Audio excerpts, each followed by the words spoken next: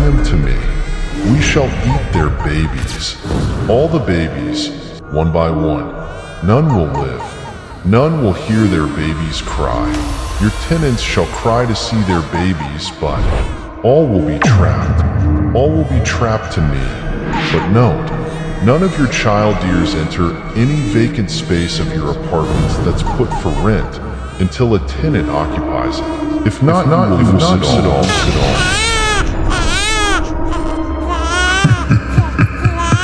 I never knew that my babies were eaten by my landlord.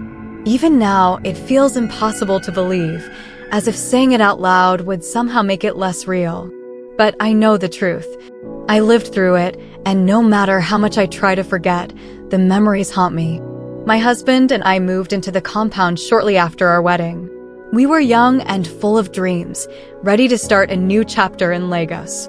The agent who found the apartment for us had spoken highly of the place, calling it a peaceful haven in the bustling city.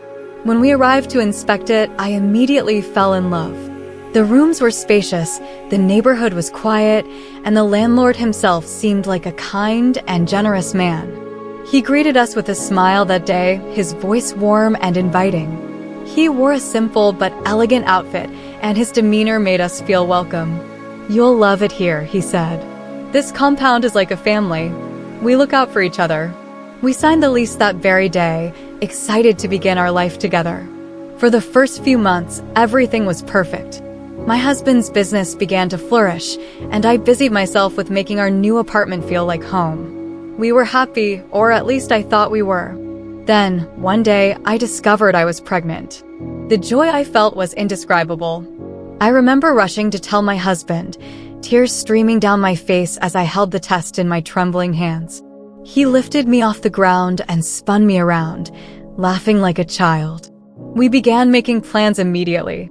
We cleared out the spare room and started decorating it for the baby.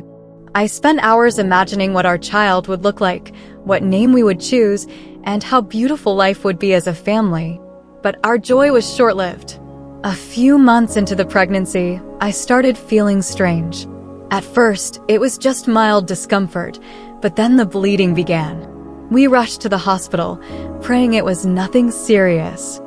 I'll never forget the doctor's face when he told us there was nothing he could do. I had lost the baby. I cried for days, unable to understand why this had happened. The doctors couldn't give us any answers, blaming it on stress or a random complication. My husband tried to comfort me, but I could see the pain in his eyes. We told ourselves it was just bad luck and decided to try again. When I got pregnant a second time, I was more cautious. I followed every instruction from the doctor, avoided stress, and prayed every single day. This time, we were sure everything would be fine. It wasn't. When I went into labor, I was filled with hope, believing I would finally hold my baby in my arms. But when the nurses brought her to me, she wasn't breathing. They said she was stillborn. I screamed and begged them to save her, but it was too late. Losing her shattered me in ways I didn't think were possible. I withdrew from everyone, even my husband. I couldn't understand why this was happening to us. By the time I lost the third baby, I had no strength left to hope. My husband tried to stay strong for both of us, but I could see the cracks forming in him. He started spending longer hours at work, avoiding the pain that hung over our home. It was during this time that I began noticing things in the compound, things that didn't make sense. Late at night, I would hear faint cries, almost like a baby's wail, coming from the landlord's section of the house. At first, I thought I was imagining it, that my grief was playing tricks on me. But the sound was real. Other tenants began to share their stories with me. Couples who had lost pregnancies, women who couldn't conceive, and families who had moved out suddenly under mysterious circumstances. The stories were eerily similar to ours, and I started to feel like something was very wrong with this place. One day, a neighbor named Auntie Rose pulled me aside. She was an older woman, kind but quiet, and she rarely spoke about her past. "You need to leave this compound," she whispered. "I've been here long enough to know that this place isn't normal. Everyone who stays here suffers the same fate. Miscarriages, stillbirths, infertility. It's no coincidence." I asked her why she hadn't left, and her face clouded with sadness.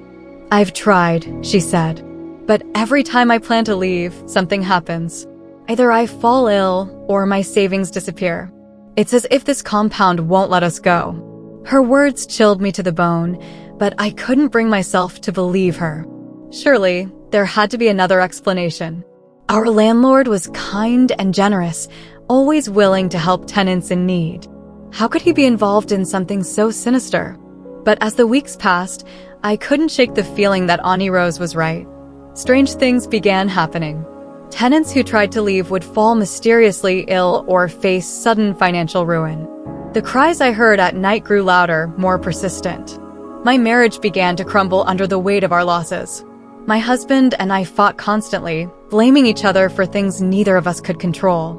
The love that once held us together was slipping away, and I felt powerless to stop it. The turning point came when the landlord went on vacation, leaving the compound under the care of his youngest son. That was when the truth began to unravel, and I discovered the horrifying secret that had been hiding in plain sight all along. The landlord's son, Chuka, had just returned from studying abroad. Unlike his father, he was loud and carefree, often playing music at odd hours and chatting up the tenants. He didn't seem to know much about the compound's workings, and for the most part, people avoided him. One afternoon, while Chuka was lounging near the gate, a young couple arrived. They were newly married and looking for a place to rent. Chuka offered to show them around since his father wasn't around. At first, everything seemed normal. They walked through the compound, Chuka bragging about how well-kept the place was and how generous his father could be. When they reached the vacant apartment, Chuka pushed the door open and stepped inside. That's when everything changed. Chuka let out a scream so loud that it echoed across the compound. Tenants rushed out of their apartments to see what was happening. He stumbled out of the apartment, clutching his head and babbling incoherently. His eyes darted around wildly, and foam began to drip from his mouth. "He's gone mad," someone shouted. The young couple fled, terrified by what they had witnessed. Chuka collapsed to the ground, laughing and crying at the same time. His words were a jumble, but one phrase stood out clearly: the blood. "It's everywhere. The blood won't stop." When word reached the landlord, he cut his vacation short and returned to Lagos immediately. By the time he arrived, Chuka was locked in a room, screaming and pounding on the walls. Two of the landlord's daughters had also fallen mysteriously ill. Within days, they were dead. The landlord's return was tense. He avoided speaking to the tenants and spent most of his time locked in his quarters.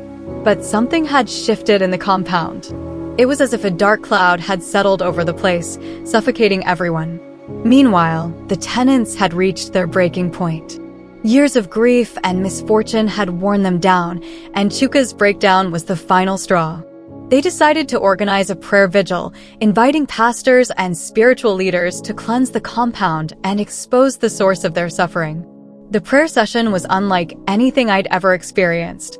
It started quietly, with soft hymns and murmured prayers. But as the night wore on, the atmosphere grew heavy. People began to cry out, confessing their pain and pleading for deliverance. Suddenly, the ground shook. A wind swept through the courtyard, extinguishing the candles. People screamed, but the pastors urged us to keep praying. Inside his quarters, the landlord began to scream.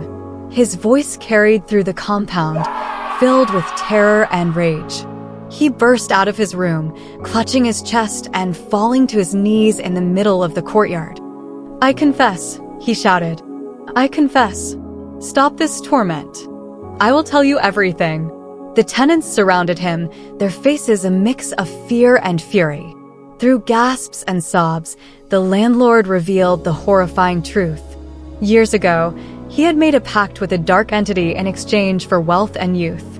The price of his prosperity was the lives of innocent children. To ensure a steady supply, he had cursed every apartment in the compound. "No child born here will live," he cried. "Their blood, it feeds the pact." He admitted that he had placed enchantments on the apartments, binding the tenants to the compound and ensuring their suffering. Every tragedy, every loss, had been orchestrated by him to maintain his power. The crowd erupted in chaos. Some tenants tried to attack him, but the pastors held them back. The landlord began to convulse, his body writhing as if something unseen was tearing him apart. "The pact," he screamed. "It's taking me. Please, forgive me." With one final gasp, he collapsed to the ground. His body twisted unnaturally, his eyes wide with terror. Then he was still. The silence that followed was deafening. No one moved. No one spoke. When the pastors declared that the curse had been broken, a wave of relief swept through the crowd. People fell to their knees, crying and thanking God. In the months that followed, life in the compound changed. Some tenants moved away, unable to bear the memories of what had happened. Others chose to stay, determined to reclaim their lives. As for me, I began to heal. My husband and I worked through our grief, rebuilding the love that had been buried under pain and anger.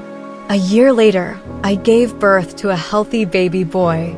Holding him in my arms for the first time, I felt a joy I thought I would never experience. We named him Chavik, God is my strength. The compound is quiet now, the shadows of the past fading with time. But I will never forget the landlord who ate my babies. His greed and darkness nearly destroyed us, but in the end, we found freedom. And though I have moved on, I tell my story so that no one will ever forget what happened here. If you really enjoyed and learned from this story, kindly subscribe to our YouTube channel at Adibe Tales and turn on the notification button. Don't forget to like and comment on this video. Your feedback is always appreciated. Also, visit our channel homepage to watch our interesting, life-inspiring, and informative videos of ours. Share this channel so that others can benefit too. Stay happy, stay safe, and remain jiggy.